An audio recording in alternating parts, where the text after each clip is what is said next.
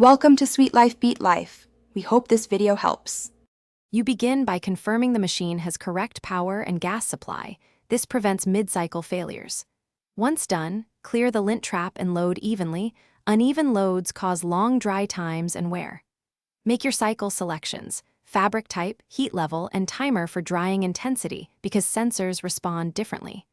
After settings are set, close the door, press start, and watch the drum engage. Make sure the control panel shows the chosen cycle so you know drying has started properly.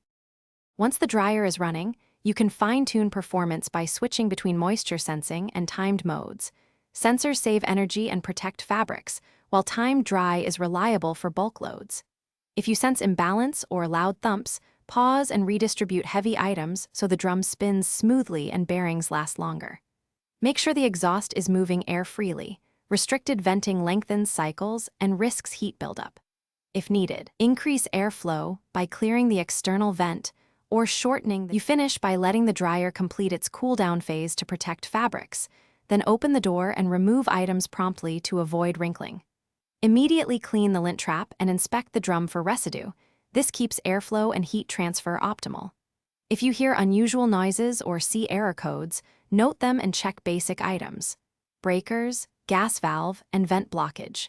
If there is no heat after these checks, shut the machine down and contact qualified service to prevent damage or safety hazards. Thanks for watching. Consider subscribing if we helped you.